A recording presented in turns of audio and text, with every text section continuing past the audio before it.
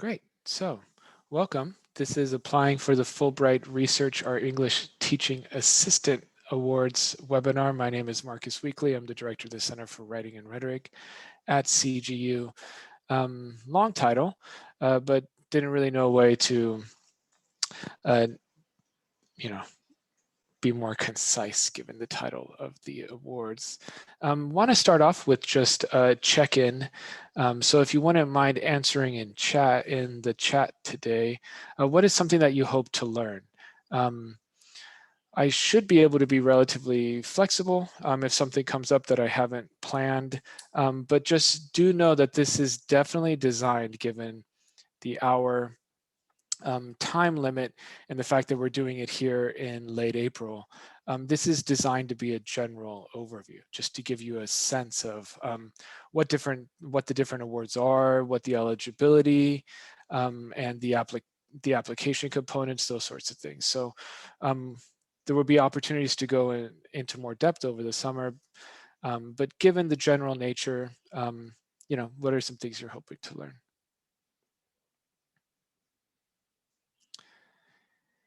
Great. Qualification, steps for application, timeline, requirements. Great. We're going to go over all of those sorts of elements. How does the application work? Letters, ideal candidate. Great. Awesome. Thank you, everybody. So it looks like, going to cover all of those details to the extent that I can at this point. And if any questions come up during the course of the presentation, please post them in chat. I will, pause at a few different moments and go through and answer questions as I go along here. So just as a map, I'm going to start by talking about the new CGU Student Grant and Award Initiative that was announced earlier this week.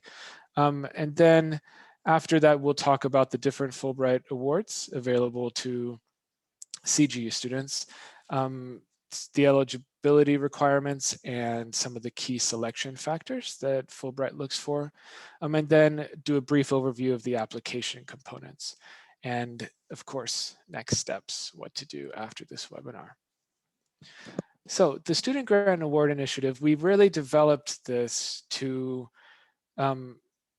support student grant writing, first of all. And that is because grant writing is such an important skill. And it's a skill that applies in numerous different contexts, right? So it's super beneficial as a graduate student to be a good grant writer for really straightforward and obvious reasons. The more grants and awards you obtain, the more your research is advanced, the more funds you have available for your study. And then, of course, you're developing your professional and your academic credentials as well. And then also, depending on what types of jobs you end up in, again, it's a very important transferable skill. So even if the grant writing that you learn how to do through this initiative doesn't directly apply, let's say you're not writing the exact same type of grants, still you'll be able to understand the context of asking for funding and meeting certain requirements, and we think that's super valuable. And as I mentioned as part of that explanation, it does really advance your goals, your academic and professional goals. And it also, develops and increases the CGU as an institution reputation as a school that does develop strong grant writers, right? Which is an important element for the university as a whole. So what I've done is I've inserted a number of different links into this presentation and thought of the PowerPoint in many respects as a reference document in that respect. So I'll be emailing out a PDF to all of you after, but here's a snapshot of what the website looks like at this point. So you'll see that there are really three main components. We've got lists of external funding opportunities that you can search by field here. It'll take you over to the Office of Financial Aid.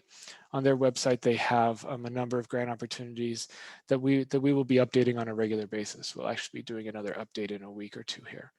And then we have what I'm calling application support. So this is if you're interested in grants or awards other than the Fulbright, you can apply, use the initiative's support to submit applications. So, after reviewing, working with your academic mentors, you can meet with someone on the team and in certain cases receive really, broad scale support in writing that application. And then in other cases, being able to work with specially trained consultants, writing consultants at the Center for Writing and Rhetoric to develop your application, or other folks who are part of the initiative. It is a cross-campus initiative to receive support in developing your application. And then the third part is the Fulbright program, which is what we're working on here. So I'll mention this a few times, but an important thing to do is to sign up for the initiative's email list. There are a number of dates that aren't fully set. We're going to have many more opportunities over the summer to provide support to applications. So the main way to find out about that is to be on our email list.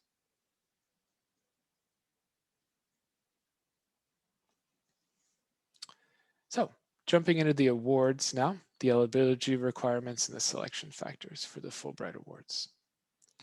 Wanted to share a couple of Fulbright produced just short videos here because they are quite good. So what is the Fulbright program? Let's watch this video. Of it. Fulbright is this. I'm sorry. I didn't realize it would jump in after my test. Apologize for that. All right, here we go. Fulbright is adventurous, an incredible experience, a really key part of American diplomacy. The true purpose of it is to create mutual understanding. It's rigorous. It's what you make of it. Fulbright is this incredible resource.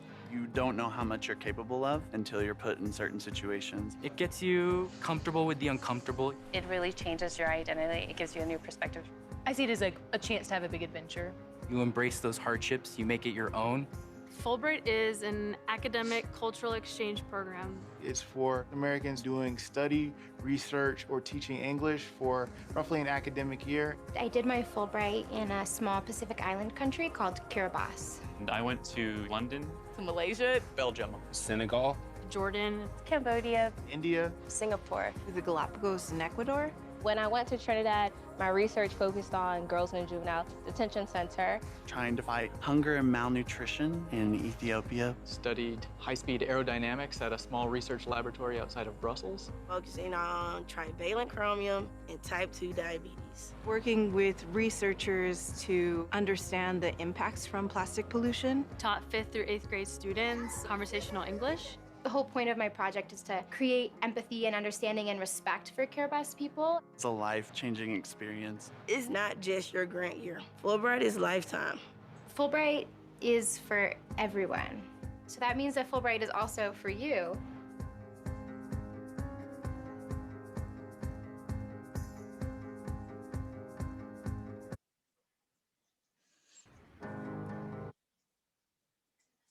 Great. So it was founded by a U.S. Senator, J. William Fulbright, in 1946. And technically, it is a set of bilateral partnerships between the United States and various host countries. And again, technically, you are a form of an ambassador of the United States to another country when you are a Fulbright scholar. because of these bilateral partnerships, the host countries have a major role. They play a major role in identifying the needs, the types and quantity of scholarships available for each country. So as you'll see, one of the reoccurring themes of the Fulbright program is to really get granular enough to look at this context of specific countries. And that's going to determine a lot of the direction of where your application materials go, but then also, what country you should choose in the first place, really, right? It's also a multi-way street, I guess you can say. It's not just a two-way street. So as you probably know, international students come to the United States on Fulbrights as well.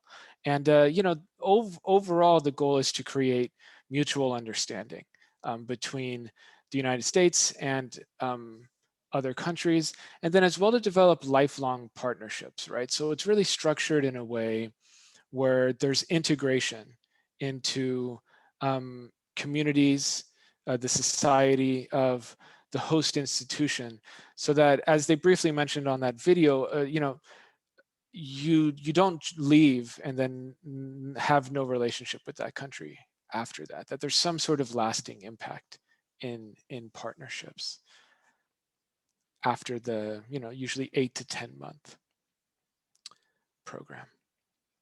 So some general award details that work across the board, no matter the award, is that graduate students can definitely apply.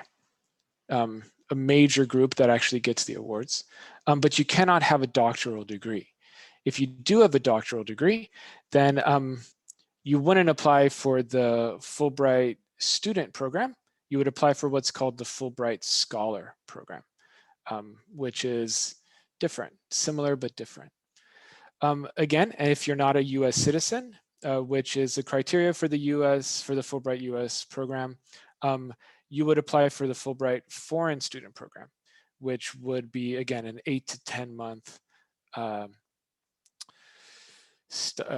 scholarship to study in the United States. Benefits, apart from stipends that vary based on the specific program you're applying for, the type of award you're applying for within the specific host country, include things like airfare, transportation, living expenses, comprehensive health benefits, and many other benefits. You also, enter into an alumni network for life. That you have a Fulbright email address, you have contacts within Fulbright, those sorts of things. You receive the benefits of being a Fulbright scholar for the rest of your life. So I am going to just send us over to the Fulbright website on a few different occasions here, and I'm going to do that because they really have developed a great website. And another takeaway is to really explore it after this, and to go deeper if you are interested into the wealth of information that's on their website. But let's jump over to getting started here.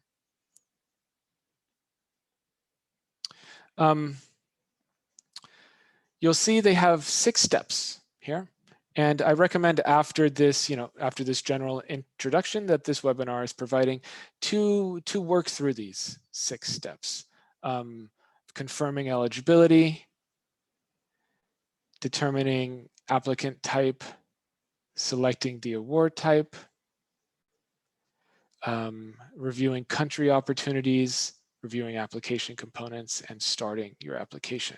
Again, you'll see here there are lots of great resources. So resources for picking the correct award. I'm going to show you the tutorial video. Oh, we can just do it now. You'll see here they have a great step-by-step, a good 12 to 15 minute expanded overview, going into a bit more detail than I will have a chance to do here. Again, the same for a study research award, for the art study research award, the English teaching, right? So again, a great place to explore further. And there are similar things for each step here. So again, I'll email out the PDF, but really, once you get to this Fulbright US student program, be sure you're at the US student program. You would just go to applicants and you can follow through here, okay? And what I was showing you was the getting started page. So some other important details. If you're a current or recent CGU student, you must apply through CGU.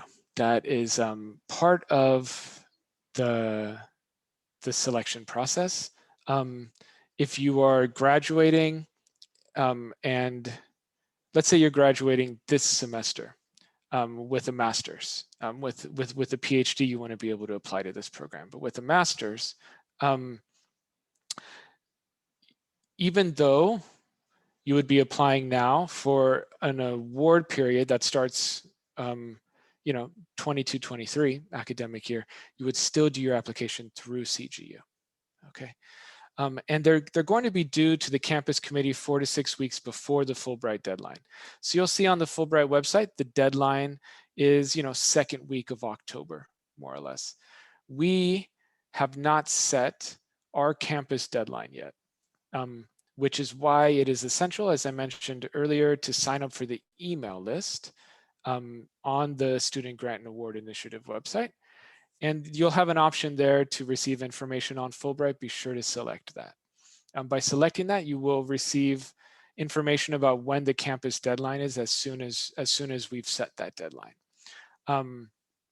The Associate Provost of Research, Dr. Eusebio Alvaro, who's a professor of psychology here at CGU, he is the Fulbright Program Advisor assigned by Provost Easton. So he will be a main source of contact, and he's the co-lead with myself of the initiative. So the two of us will be main sources of contact for you throughout this process. And we're also in the process of forming our campus Fulbright committee. So what will happen is you will submit your application on the Fulbright online portal by our campus due date. And then that application will be reviewed by our campus Fulbright committee. And you will have an interview with that committee. This will probably be late August, first week of September at the latest. And after that interview is complete, then your application is complete, and the committee's review of your application and interview will be sent along with your application materials to the Fulbright Selection Committee. Now, the Fulbright Selection Committee then narrows down all the applicants for a given country to a smaller group, and then the host country ends up making the final selections. And those final selection notifications are made between March and May. So you start working on an application now that you finish probably, you'll want to think of it as being due end of August, okay? And you'll interview around that time, and then you'll hear back in between March and May of 2022 for an award period that will probably start in August or September of 2022 and last more or less an academic year until 2023.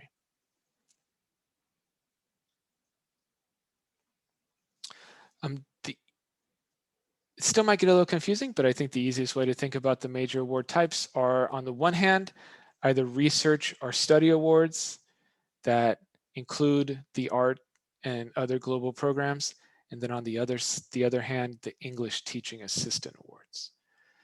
The research, study, art, global programs are all more independent, are very clearly a partnership between a host institution and the United States Fulbright program. that doesn't include teaching English. It's a clearly defined partnership that includes some sort of internship, research project, or study. And that study might be the pursuit of a graduate degree, or it might be taking coursework at a university in that country. The English Teaching Award is already set relationships between programs or let's just call it programs in host countries and the US Fulbright program, and you go on to teach English. That is the main point of that program, apart from the other kind of ambassador type duties. So let's start and kind of get out of the way in one respect, the study grants. So these are going to be in, and we'll take a look at the website so I can demonstrate this to you. But there are kind of like open research awards, which we'll talk about in a moment, which you design. And then there are these specific study relationships. So these will be opportunities to pursue either a master's degree or in some cases even a doctoral degree at a university in a host country. There might be strict language requirements. The language of that host country might be English already, or there might be very relaxed language requirements. For example, if you wanted to go and study at the University of Helsinki in Finland, there are enough courses in English, and English is a wide enough used language that in most cases you don't need to know Finnish or Swedish in order to, do a study award there and apply for a PhD program, let's say, if you are a master's student here, or apply for a second master's. I believe that works as well. You in those cases, if you're doing the study award, you apply for both the Fulbright and you apply to that academic institution. So you do both sets of applications. And the Fulbright is usually there to fund the first year of that study program, degree, of that degree.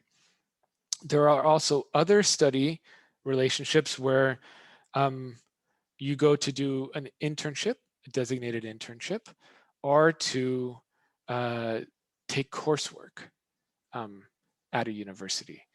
Those last two are definitely more rare than the pursuit of the graduate degree relationship. Okay, and when you get into the details of the individual countries, and we'll take a look at the website, you'll see how it's laid out when there are these sorts of options there. For arts, I'm not sure if we have any arts folks here, but there are also creative and performing art grants that vary by country. And again, you end up filling out a very similar application to the open research application, but you will need to submit a portfolio of supplemental materials. And that will differ depending on your field. So you'll see here architecture, creative writing, music is the main one, and then performing and visual arts. Okay. So the research grants, which are probably going to be the main type of grant applied to by CGU students, I think. So again, 8 to 10 months, must be connected with an institution, usually a university in a host country, but not always. There are, probably 950 plus awards in over 140 countries this next cycle. But you're only able to apply to one country. Okay, so that country selection is especially important then. As I mentioned, there will be a range of language requirements, and that should factor in to your decision of which country to apply for in some respect. And for this grant, you want to design a research project that is connected to your graduate work in some way, that is either going to be uniquely facilitated by your travel to that host country, by either the topic of the research you're doing, the ability to do a research project there, by faculty that are at the university that work in a similar field on a similar topic as you, or in some other way, your presence there will foster mutual understanding and partnerships. Because these are the sorts of goals that the Fulbright program is looking for. So given that you choose a single country and you know that these sorts of goals are key elements of the selection criteria, you really want to choose that country well, right? So that initial process is something you should start thinking about as soon as possible. And maybe even today, if we have a chance to do a little bit of a reflection on it. The English teaching assistant grants are again 8 to 10 months. You'll see there are more awards in fewer countries. And these are again pre-arranged locations and programs in host countries. And once again, varied language requirements. Some of them will require really, strong knowledge of a language, and others not so much. The idea is to have a fluent speaker of English in the classroom, with a knowledge usually of the host country language, teaching English within a specific program. And here, just as in the research, we'll talk about that with the application, but you are expected to do more than just what you design as either your research project or you take on here as the teaching of English for those 8 to 10 months. You are expected to do a bit more to develop that mutual understanding somehow. So here is kind of the portal to the different host countries. So we're going to go with Finland for some reason today. That's where I did I've did Brazil last time.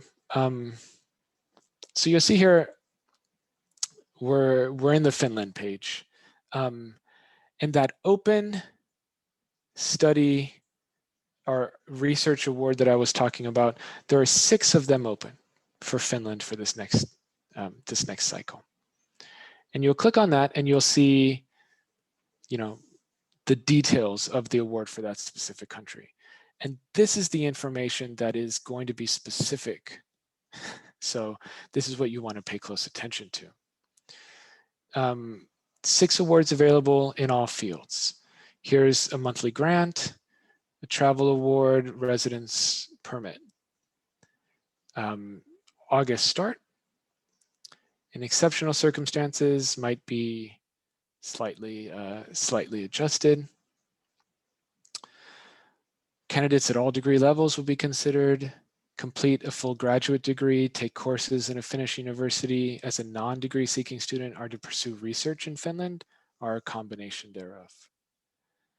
Current PhD students coming to conduct their doctoral research, or students seeking to complete a full graduate degree program, may be given preference. So this is really important because this is probably going to be you, in your case, as a graduate student. Foreign language proficiency, again, very low in this case. Finnish universities have a wide selection of program and courses taught in English. You do need to submit an affiliation letter. So there's an affiliation section, and this will occur for the other countries as well, where each country has their own Fulbright website. So then once you have narrowed it down to a few countries, or you really know a country that you want to focus on, you go to their website, right? You start to look in more detail. And here is where you're going to be able to find a number of different universities that already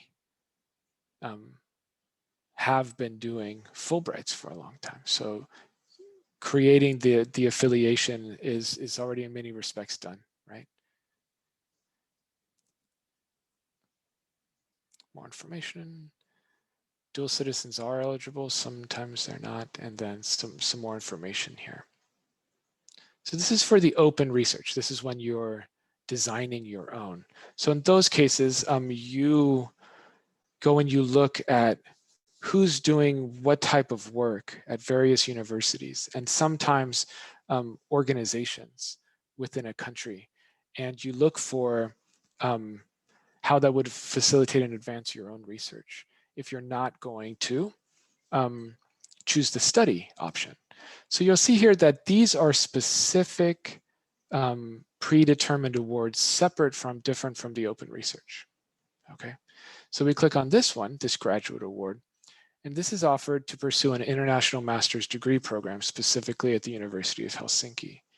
And so this is a study award, right? A very specific one. And there's one of them available.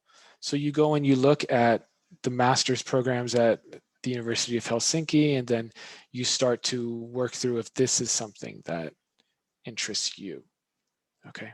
And this is going to be something that is repeated in different ways in different countries, depending on the availability, right? So Sri Lanka has 3 open study research awards available.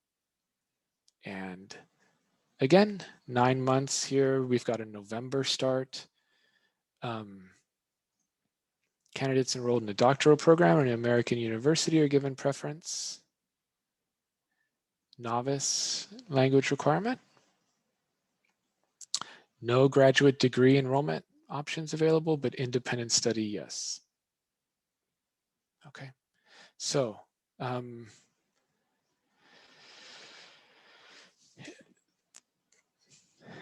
it's really important to spend a good amount of time, if you're interested, exploring what specific opportunities are available in countries for that award year.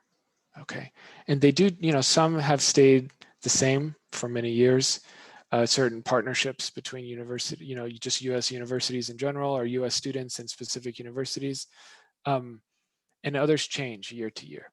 So if you're thinking about this for, let's say, the following year, the year after, then you can start now getting an idea, and then when it does come time to apply, you really dig into the detail. But it's a really important step in the process, something not to be rushed. So selection factors, of course, the quality and feasibility of the proposal. You've got 8 to 10 months. Are you going to be able to do what you say you're going to be able to do?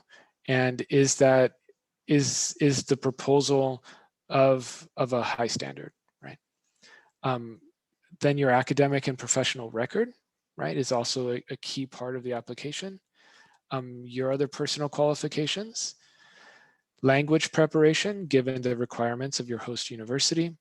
If someone has, fluency in German and German is required, and another person has, basic understanding of German, and here is my plan for, the next year. If I do get the award, this is the type of study I'm going to do to improve my fluency in German.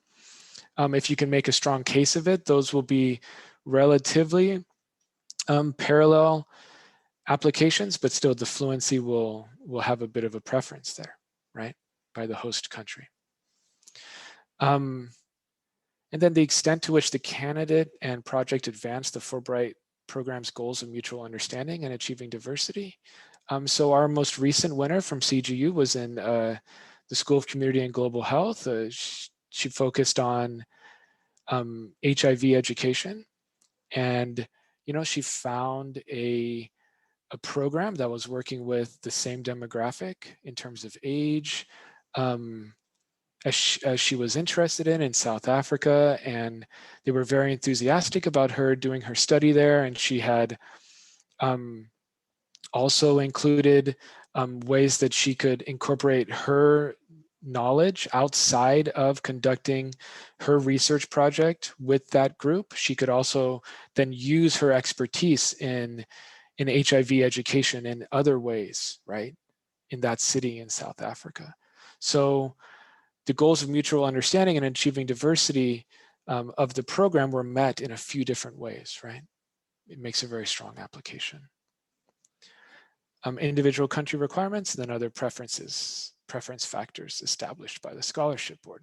So we're going to be lucky enough to have a representative from Fulbright, virtually visit us this summer, and those other sorts of preference factors, as well as a lot of other these elements that I'm discussing in general, they'll be able to go into more detail about them. So again, signing up for that email list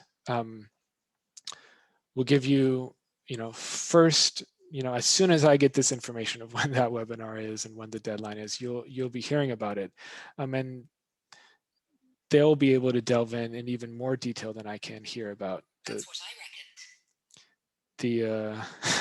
Siri, the selection factors. Okay, so. Yes, I just saw someone raise their hand. Austin. Yeah, would we be able to be considered for more than one if, say, we weren't accepted for one in one country, but we were interested in a couple different opportunities?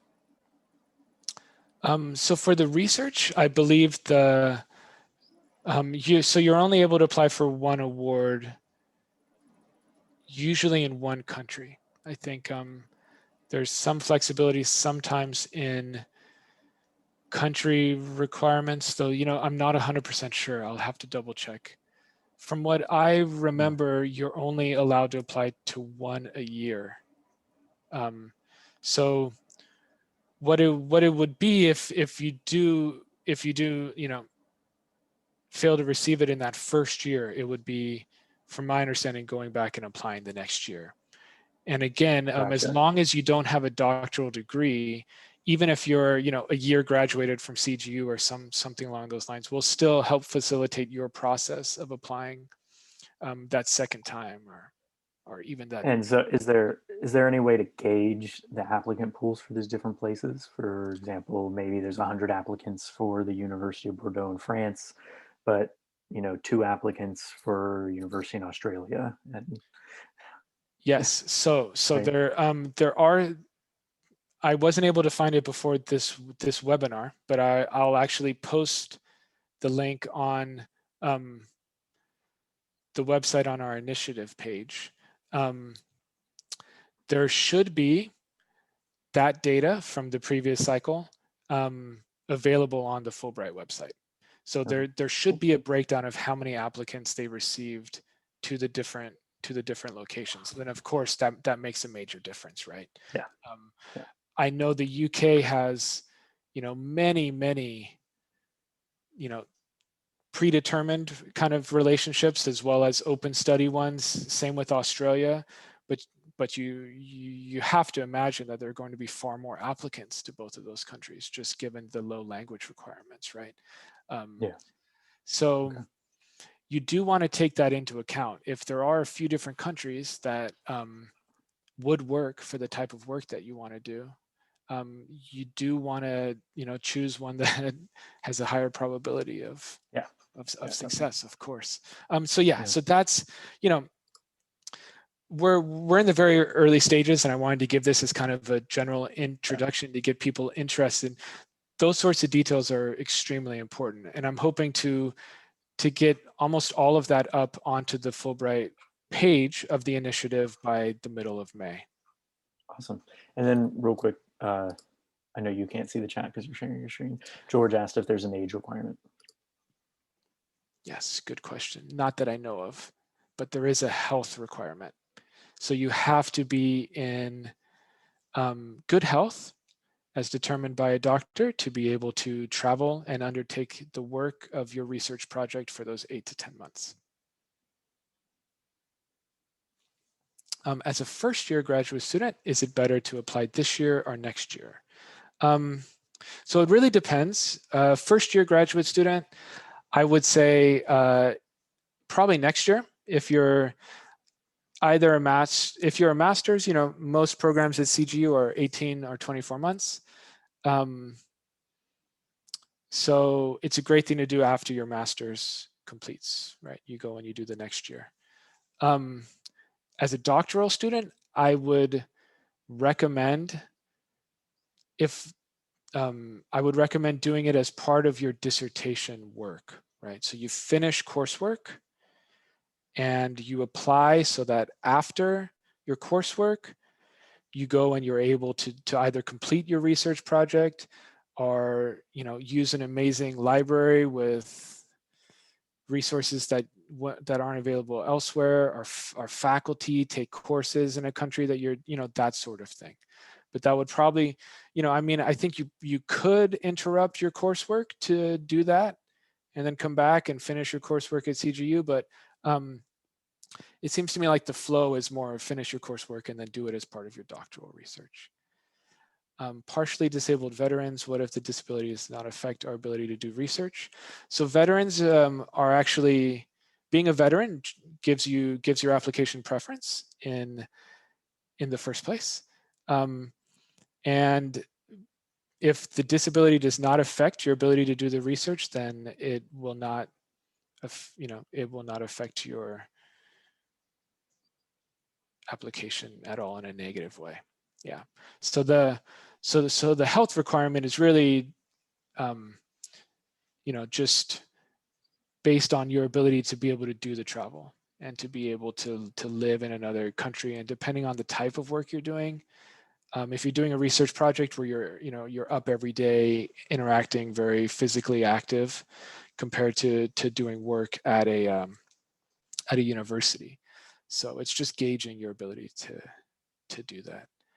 Can you negotiate with the university an area of research such as aging policy research? Yes, definitely.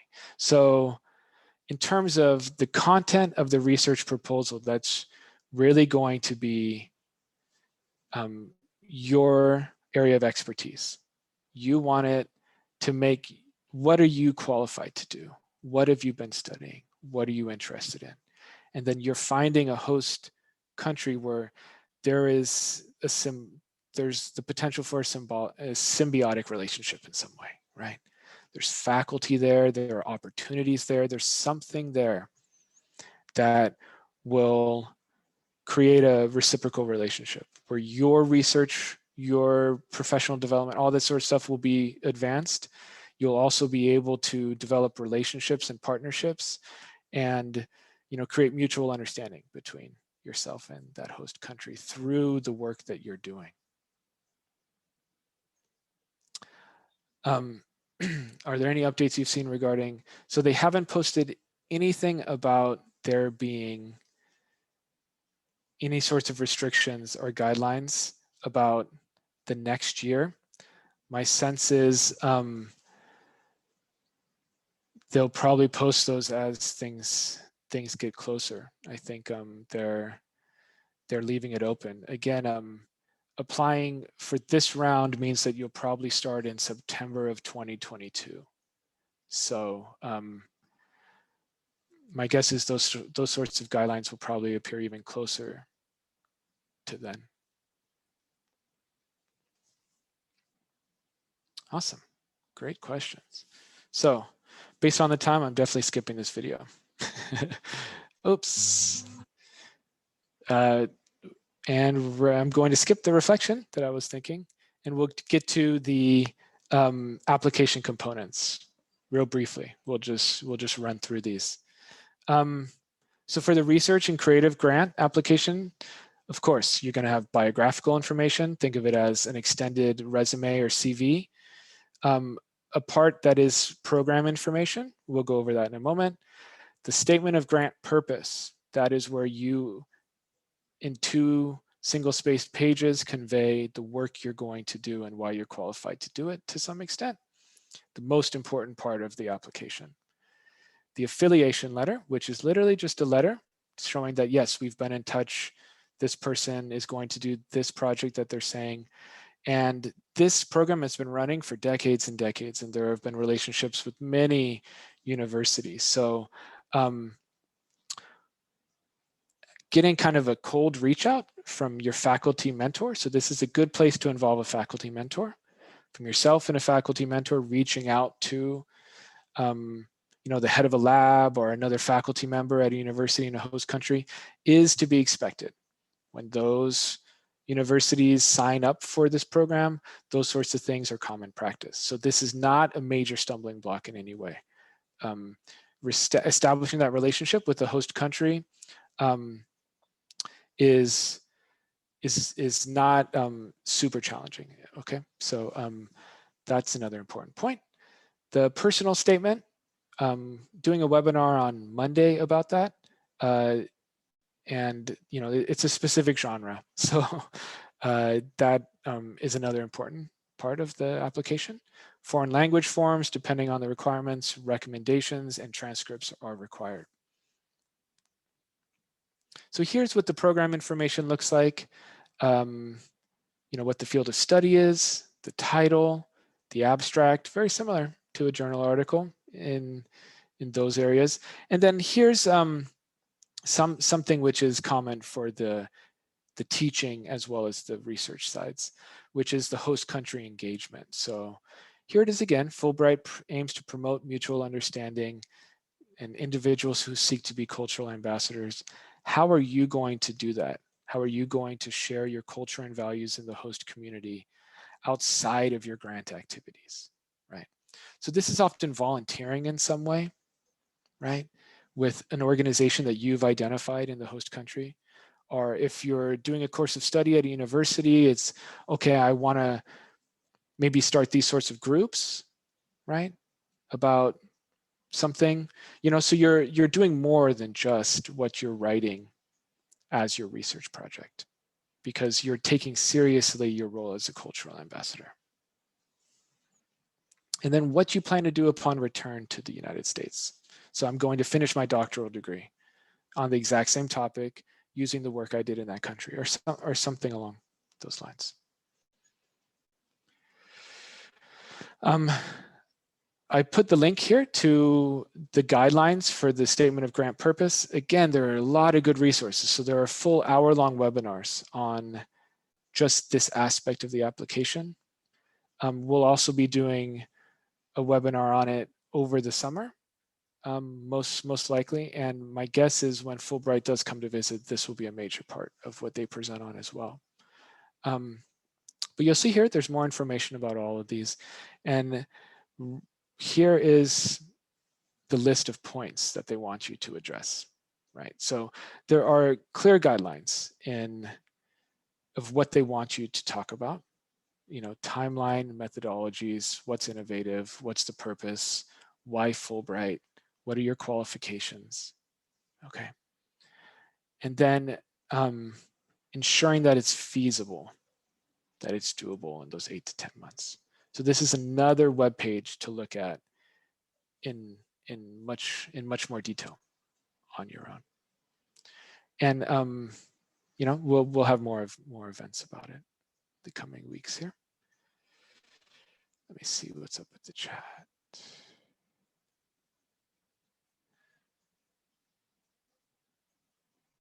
Oh, thank you. Yep. Where will the recording of this session live and when will it be uploaded? So because this is a competitive grant, I'm not posting it on any publicly accessible channels. So if someone would like access to this recording, they will have to sign up for that email list on the initiative and check the box saying that they would like information on Fulbright Awards. And then they will be given access probably eventually to a closed Canvas site, but at this point to definitely the recordings. So for the English teaching, very similar components, but slightly altered. Again, the biographical and program information, a statement of grant purpose that definitely looks different to the research statement of grant purpose, a personal statement, the foreign language, the recommendations, and the transcripts. Here's what this program information looks like. As you can see, it's a bit pared down, but still the engagement, the plans upon return.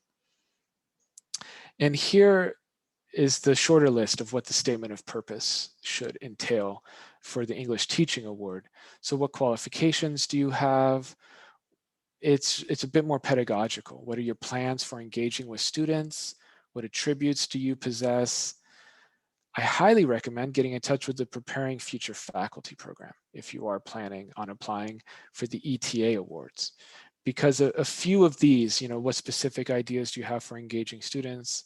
What attributes do you possess that will, so not so much about working in a new cultural environment, but definitely for the pedagogical part about teaching. Preparing future faculty with their work of developing teaching statements and diversity statements can help you brainstorm ideas for the content for this statement of purpose. And this one is only a single spaced page, where the research statement of purpose is 2 single spaced pages. Personal statement.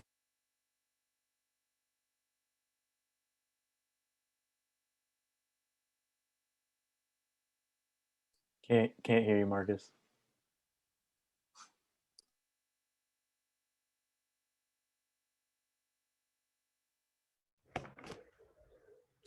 Can you hear me now? Yeah. No, yeah. Yes, we can. All right, that was strange. But you heard everything before that, or? Okay, good. All right, so the personal statement, it's 1 single spaced page, a narrative. So you want to go into your personal history and family background somewhat, but more so on your intellectual development and what experiences have you had that not only prepare you for traveling abroad and being a cultural ambassador, but also to complete that research project.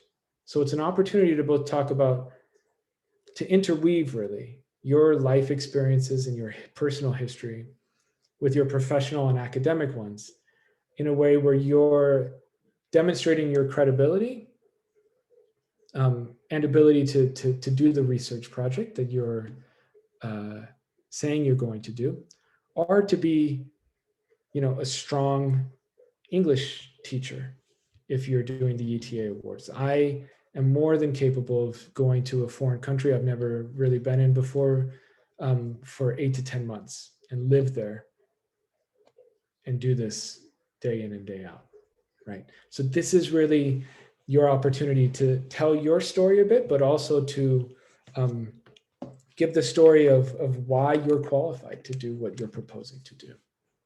Okay, and on Monday, we'll go through a few examples. We'll look at, I've got a sense of kind of what the genre entails. You want a good hook at the beginning, and then usually it's a chronological structure, overwhelmingly focused on not so much here are my early experiences, but here's how everything ties into, or the key elements that tie into what I'm saying I'm going to do now. Okay, so we'll go more in depth on in the webinar next week, and then that will also be available to anyone who signs up for the email list there.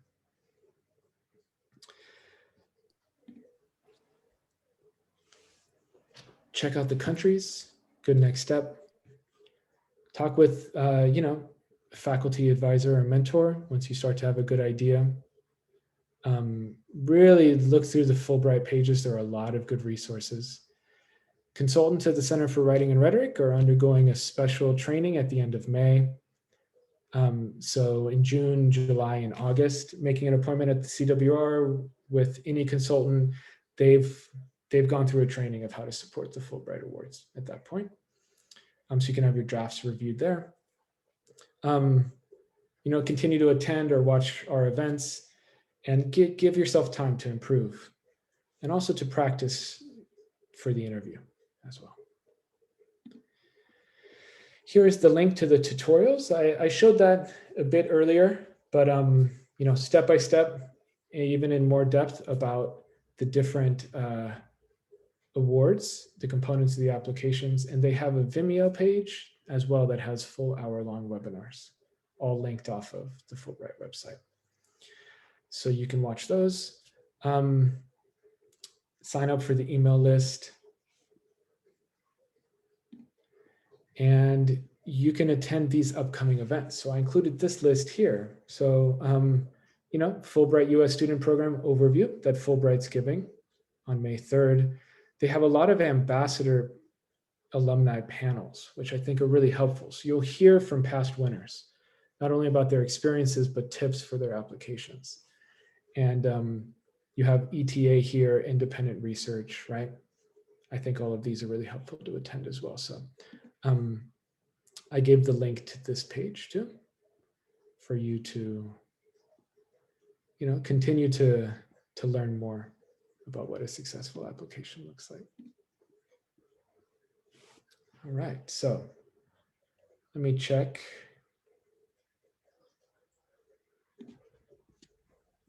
The chat here. I see a few things. What months will the CWR advisors be trained and ready to consult? As I said, unfortunately, we're just getting this going, and this has been quite a year. So the training is set, I think, for the 3rd week of May for that. So I would say June 1st. June 1st, the CWR consultants will be ready to go.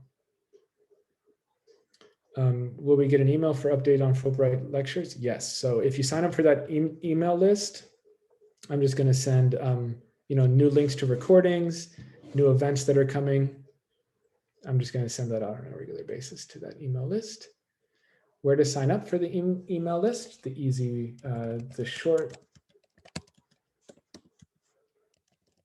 is cgu.edu/student grants. That's the short website there. If you do research, can you also teach? So you cannot do both an ETA and an open research award. Research awards are not usually there to go and teach anything. You go there to either do a study of some sort, or to work with faculty, or to pursue research at a specific institution that uniquely supports the work you're doing.